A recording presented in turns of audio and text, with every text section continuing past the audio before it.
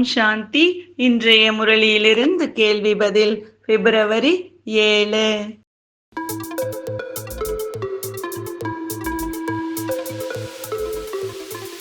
நல்ல குழந்தைகள் எவ்வாறு இருப்பார்கள்?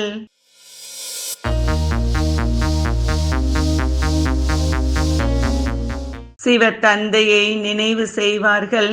வேறு எந்த சங்கல்பத்தையும் வரவிட மாட்டார்கள்.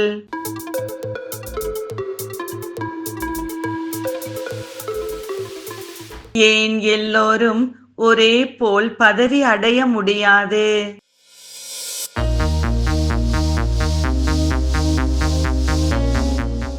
ஏனெனில் ஒரே போல் தாரணை எல்லோருக்கும் ஆவதில்லை என்பதால்.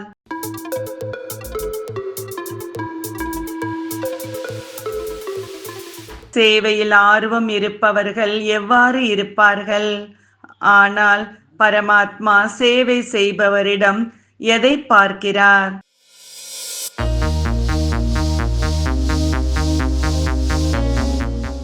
வார்த்தையால் ஞானம் கூறாமல் இருக்க மாட்டார்கள். பரமாத்மா தேக அபிமானம் இருக்கிறதா என பார்க்கிறார்.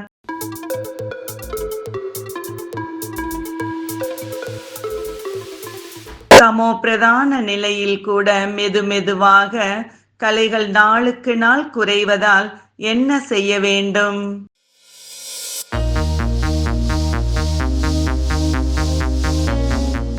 தாண்டி குதிக்க வேண்டும், அதாவது தீவிர முயற்சி செய்ய வேண்டும்.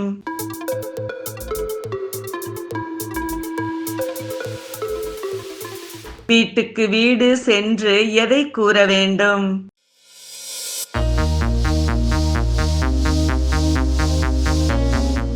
இந்த பழைய உலகம் அழியப் போகிறது. தந்தை வந்து புதிய உலகிற்காக ராஜயோகம் கற்பிக்க வந்திருக்கிறார் என்பதை.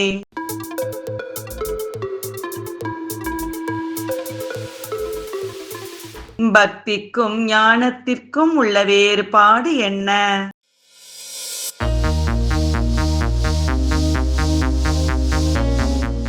பக்தியில் ஜோதியோடு ஜோதியாக கலந்து விடுவோம், பிறவி இல்லை என நினைக்கிறார்கள். ஞானத்தில் அமர கதை கேட்டு அமரர்கள் ஆகிறோம்.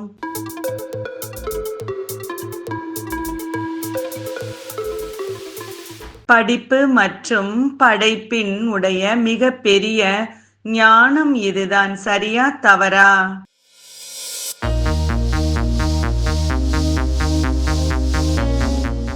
சரி.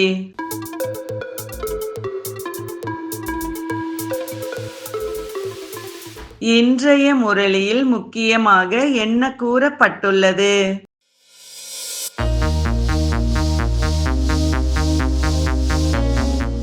சேவை செய்யவில்லை எனில் புத்தியில் தாரணை எவ்வாறு ஆக முடியும்? அதனால் புத்தி எப்பொழுதும் சேவையில் ஈடுபட வேண்டும். நன்றி. ஓம் சாந்தி.